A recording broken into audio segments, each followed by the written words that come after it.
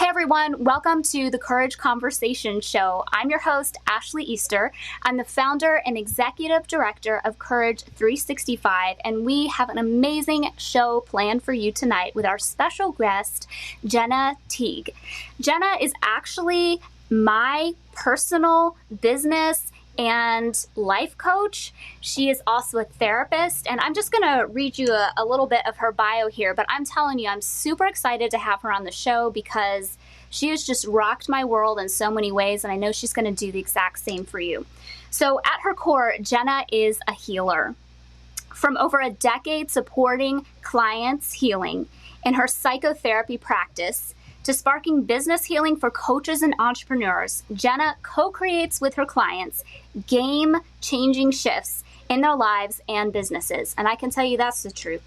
She knows deep down in her bones that presence always trumps perfection, and building community is what lights her up most.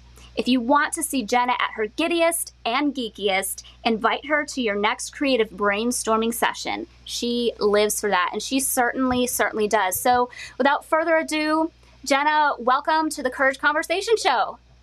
I'm so excited to be here, Ashley. Thank you for having me. And thank you for that introduction. Well, it has just been such a pleasure getting to know you. I work with you and Ashley Gordon for some, personal and business coaching. And I knew what I was getting into with Ashley because I was familiar with her. And when she told me that you were going to also be a coach with me, I was like, okay, great. That sounds good. But then when you actually started coaching me, I was like, this is the most, I don't know. I was just blown away. I had no idea who you were until I met you then. And I was just like, yes, this is so great. So thank you for everything that you've done for me so far. Oh, it's been such a pleasure. It's an honor to get to work with you. Oh, thank you. And not only are you a coach, you're also a therapist. And that's really kind of the energy that I want to bring to this show tonight because, as you know, we support survivors of abuse and advocates. And for everybody who's listening tonight, survivors, you're going to enjoy this too, but we're really focusing in on the advocates. Our topic today is about holding space, and that is something that Jenna does really well, something that I know I need to learn more about. And so that's kind of going to be the topic of our conversation tonight. So super excited. I know for me, I have heard this term of holding space. And it's been, around for the last couple years. It's come into my consciousness. And, people be like, I'm holding space for you. I'm holding space for that. Or I'm holding you in my heart, or any of those kinds of things. And it sounds nice. But sometimes it seems like it's a little bit watered down. And it's like, what does that even mean? But when I met you, I was like, wow, this woman really knows what holding space is. So I'd like to ask you, what is holding space for anybody who's heard that term floating around but's not exactly sure what it means? Yeah, I think that's a great question. I think it means a lot of things. I think in the context of being with someone as their advocate, being with someone who is suffering, who has survived abuse, it really means being able to be present with them without your own agenda. Wow. So to be able to be present from a space of observing, supporting, and listening without having to fill or fix the space. Wow. That's powerful. And I think as a survivor myself, that has really been one of the things that's been most transformational and powerful for me. So whether it was my husband, who I disclosed some abuse to for the first time, and he was really there and supportive and wasn't trying to fix it in that moment, to therapists that I've had, to even sometimes some good friends, I know that that's really been powerful for me. But I think sometimes my downfall has been because I've been through an experience like this. When somebody discloses to me, sometimes as an advocate, I'm like, I want to come at this with an agenda of like helping them heal and, just moving them to the next spot and the next spot. And sometimes that space holding and just being present with them can kind of get lost. And I've seen that in a lot of other advocates. And I wondered if maybe there was a way, maybe you could talk about some of the pitfalls advocates, therapists, friends and family might have when somebody discloses abuse and, they're maybe not actually holding space, even if they think they are. Yeah. I think one of the most common pitfalls, especially for those of us who are not professionals, who are friends, family, just people in the lives of survivors. One of the pitfalls is that we don't either know how to or don't engage in the practice of separating our own experience from the experience of the survivor. Ooh, say that again. I think people need to hear Yeah. that. I think a lot of people don't know how to separate their own experience of receiving a disclosure from someone they love and care about from the experience of that person who has survived the abuse. Wow. Wow. That's steep. And I wonder if that happens for a couple reasons. One, perhaps they're feeling triggered and it's reminding them of their own experience. And so they're kind of having a trigger moment themselves. Or maybe also another thing would be trying to find a point of empathy, like we're really the same or something like that. Do you think those are some reasons people do that? Or what do you think? Yeah, absolutely. I think one of our strongest urges as human beings is to connect and relate. Yeah. And so oftentimes we think that in relating, we are giving the person what they need. Sometimes that's true. Sometimes people do need that relating, like as survivors, to sit with someone and have them say, I've been through that too. You are Right. not the only one. Right. I understand what this process is like. Yeah.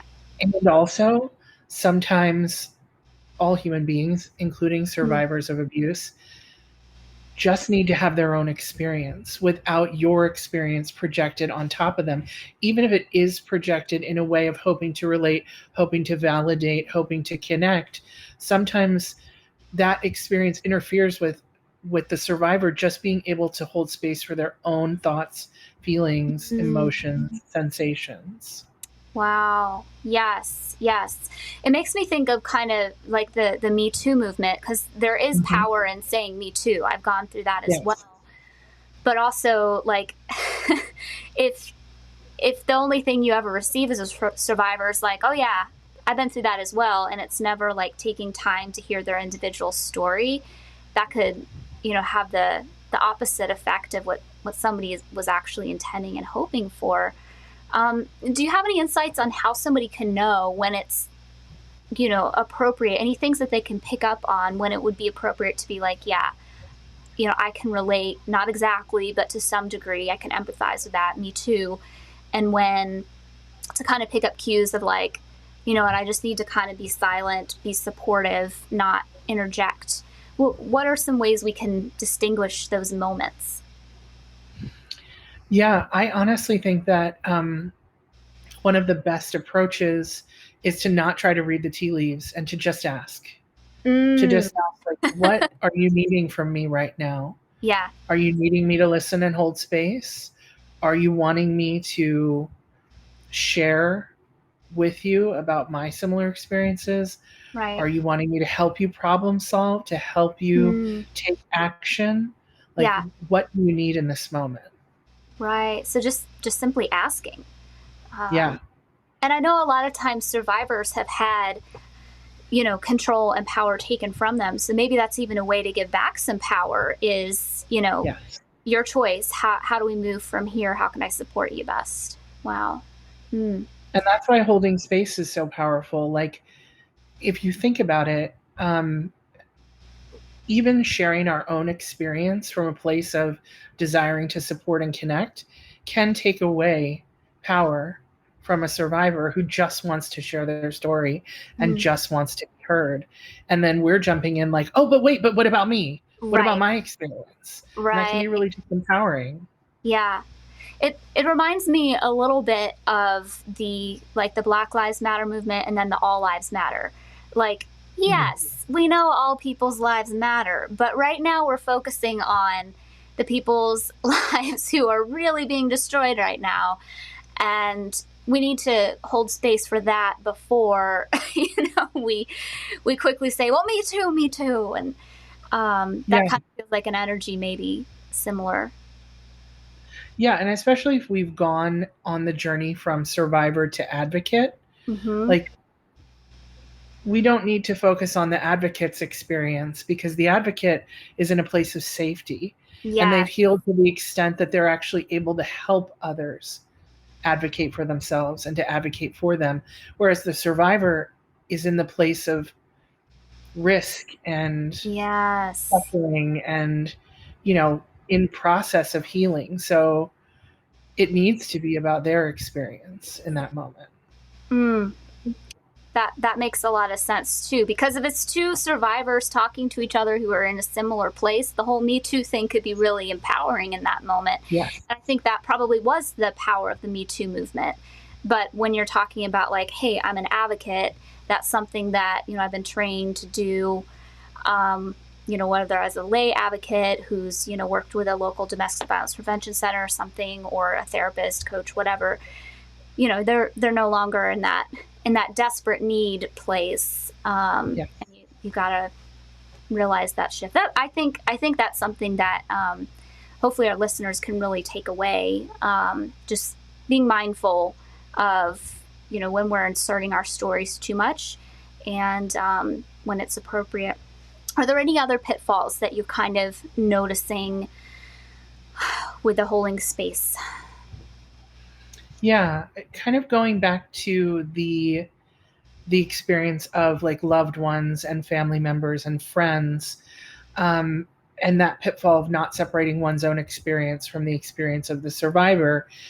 I think oftentimes people on the outside of the experience, observers, loved ones, can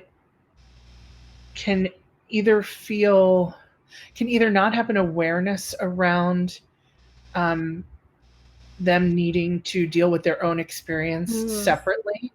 Yeah. Some people don't understand that they can't put their own experience on the survivor. It's not the survivor's job to manage how they're experiencing the disclosure. Right. It's the loved one's job to manage that.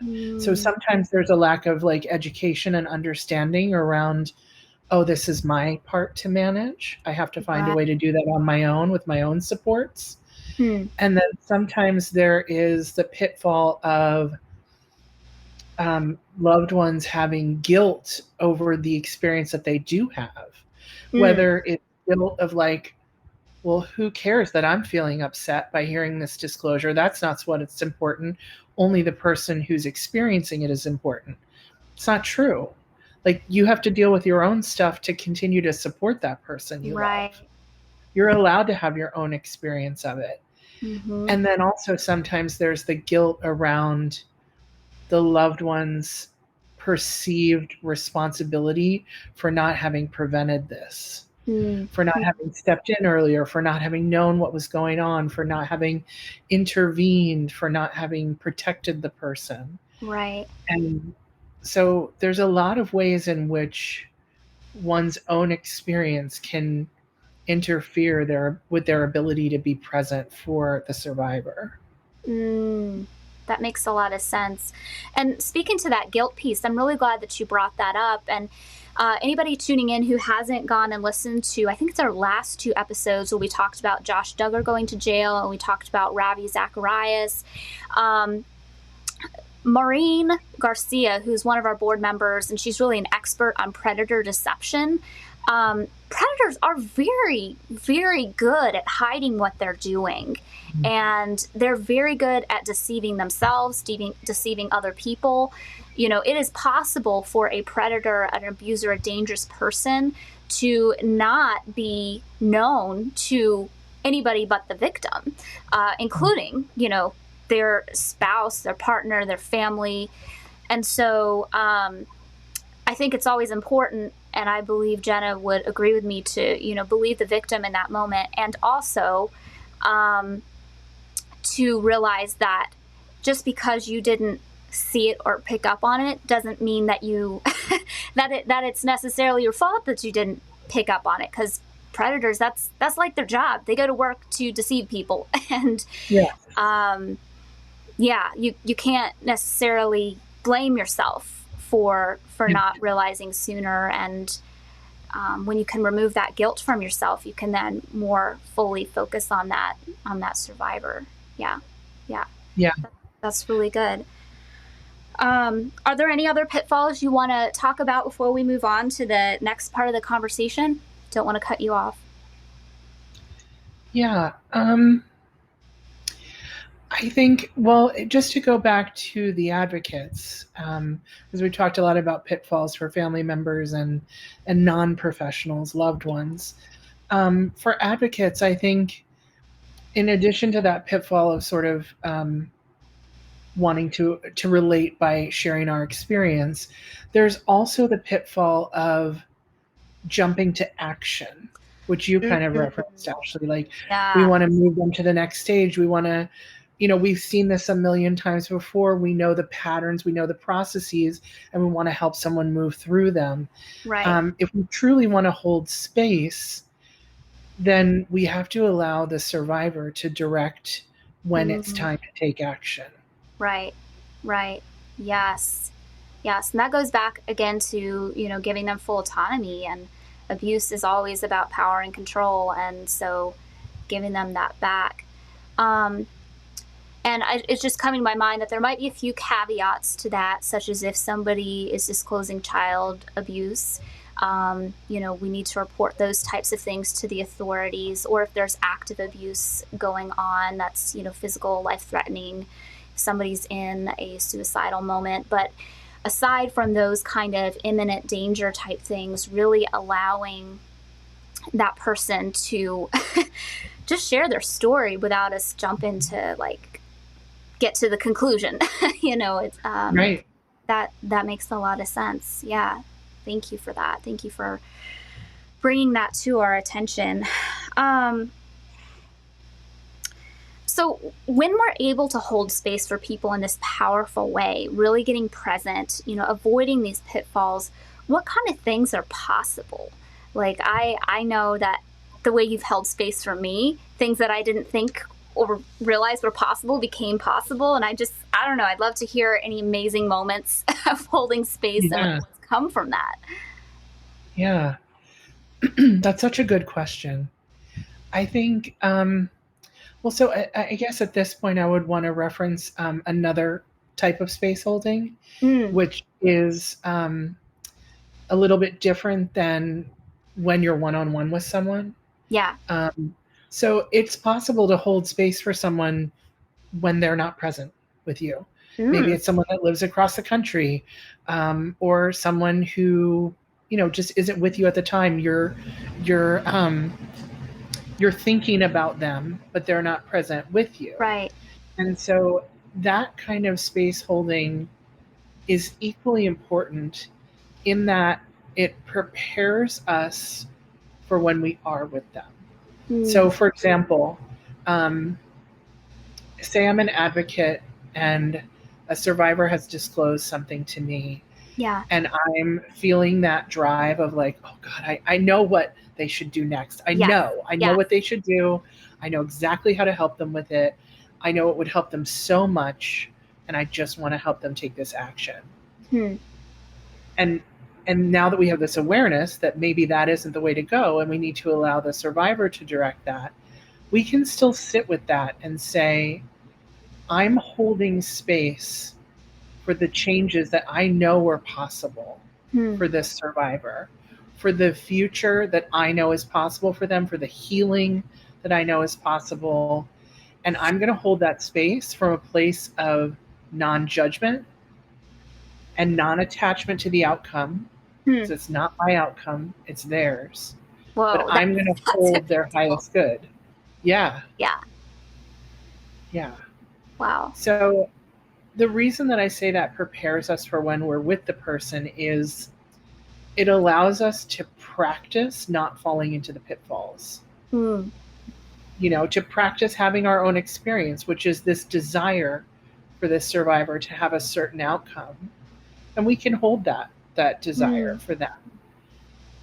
But we can also, and not but, we can also hold space for allowing them to make their own decisions in their own time without our judgment, without our pressure, Mm. Yeah. without us knowing what's right, and allowing it to unfold for them as it's meant to.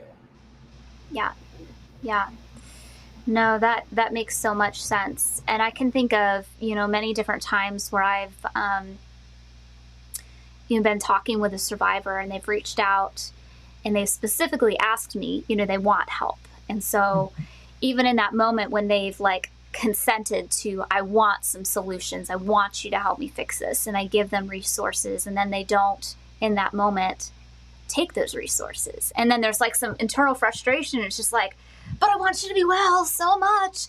And, I really, really wish. But stepping back and allowing them to kind of process those resources and availabilities. And maybe this isn't the right time for them. Maybe they're not ready for it. But then seeing them, a couple months or a year later, then taking advantage of those things in their timing when they're ready versus, feeling pushed and pressured into something and it not really sinking in and causing a transformation. It being more of a thing where like, I have to do this. If you sit in therapy or coaching and you don't want to be there, you're not going to get that much out of it. True. But if you wait until like this is something you want and you're ready for, so yeah, everything you're saying, I just want to like, yes, louder for the people in the back. So good. Yeah. And it's always planting seeds, right? Like when you talk with that Right. survivor and they're saying, please give me resources, please tell me what to do. Mm-hmm. You're planting seeds, whether they act on it that moment or a year from now or 3 months from now, you're Mm-hmm. planting seeds. And I think one thing that we, again, with the consent of the survivor, that we can share is education and information. Yes. Yes. As opposed to direction and you should, and this is the next step. We can always provide resources, education, options, Yes. things like that, that allow the survivor to still be in a place of choice, Mm. but perhaps a little bit more educated choice. Right. Right. That is so true. And anybody who's listening and you're like, I would love to be able to give resources to a survivor friend, somebody who's disclosed to me, but I don't really know what to give them. I don't want to tell them what to do, but I also don't want to leave them without any knowledge or education. You can just go to our website, courage365.org/need help. And we have a list of a ton of different resources, from different types of abuse somebody could experience to how you can find a therapist or counselor to, ways you can find legal support in your area, all those kinds of things, domestic violence prevention centers, how you can search for something around you. So that could be a really good place where you can just send one link and, you've got all these hotlines and supportive things there. So I'm really glad you brought that up, Jenna, because you're right. I think that sometimes having information that somebody didn't previously have can be helpful. And then when they've got the information, then they can make the most empowered choice for themselves. Yeah. Yeah. Yes. That's so good. That is so good. And if you were to have like maybe top 3 tips for people holding space for survivors, what would you say those top 3 tips are?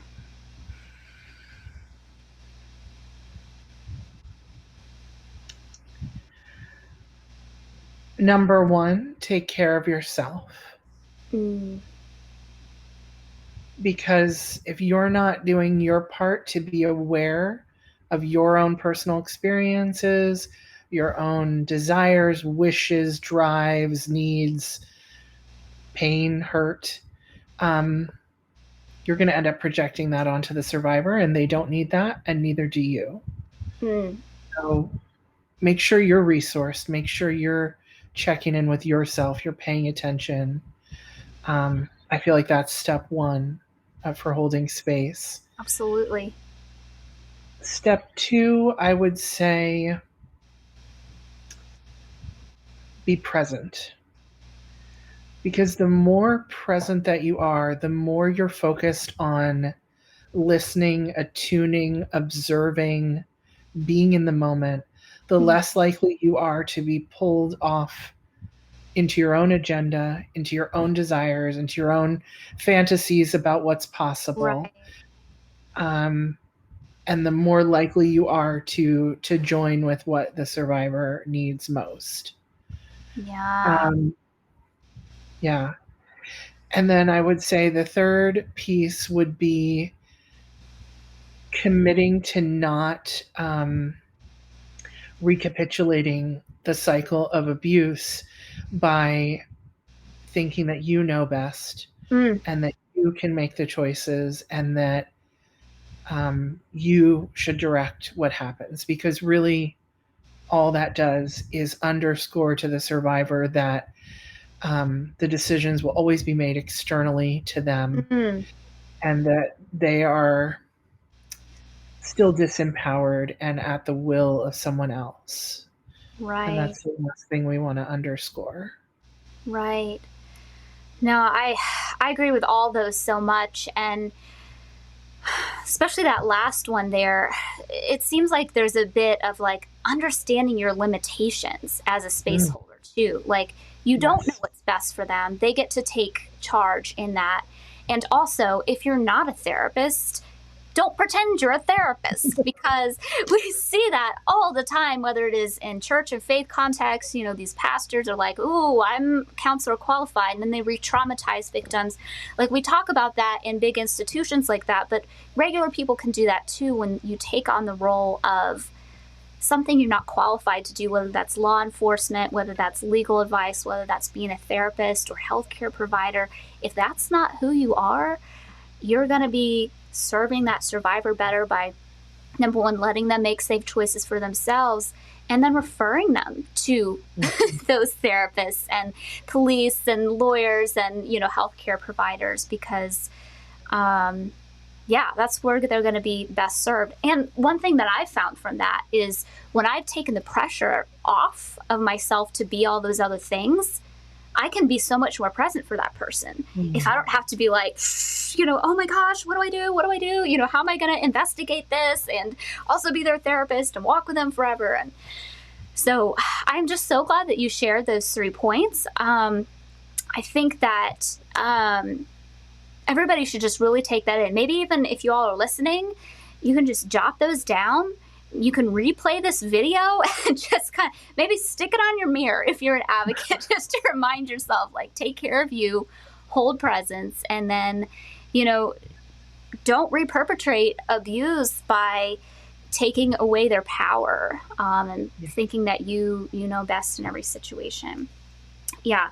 And Jenna, I know after listening to this, people are going to totally want to follow you and your work. So tell us, how can people get in touch with you? How can they follow your work? How can they work with you? Yeah. I would love to connect with people, whether to work together or, you know, just to connect. I'm so much in support of what you do that I would love to do anything I can to support your community. So you can find me on my website, which is jennateague.com, just my first and last name. You can find me on Instagram at Jenna Teague. Those are the main places. You can also listen to my podcast, which is about perfectionism and people pleasing. Yes. It's called Middle Finger to Perfection. You can find that on iTunes or Spotify. Yeah. So any way you want to reach out, I'm here. That is awesome. Yeah, definitely tune into her podcast, and we will put all your social media links and all those things so people can connect with you. Jenna, thank you so much for sharing your wisdom, your time, and just for being yourself. Thank you. Thank you. Such a pleasure to be here. Awesome. Well, everybody, I would love to invite you to also go ahead and follow Courage 365 across our social media platforms. You can find us on Facebook, Twitter, Instagram, and of course YouTube, where you can catch the replays of the show. You can also go on over to our website to catch replays of the show, and just for visiting our website at courage365.org, you can download this free ebook, 5 Keys to Living a Life of Courage. This can help you take your next most courageous steps as a survivor. If you need help, if you are in imminent danger, of course, call the police, call the authorities. If you know or suspect child abuse, make sure you reach out to the police and Child Protective Services. But for all other things, feel free to go to courage365.org and click our Need Help tab. You will see all of our resources listed out there of different organizations that we recommend you reaching out to, including hotlines, support around different types of abuse, supportive blogs and websites, and all of those things. Everybody, thank you so much for tuning in. Make sure you go ahead and hit share on this video, because you know there's a survivor in your life, there's an advocate in your life who could use this content. Thank you, everybody, for joining with us this evening. Have a good night. Live with courage.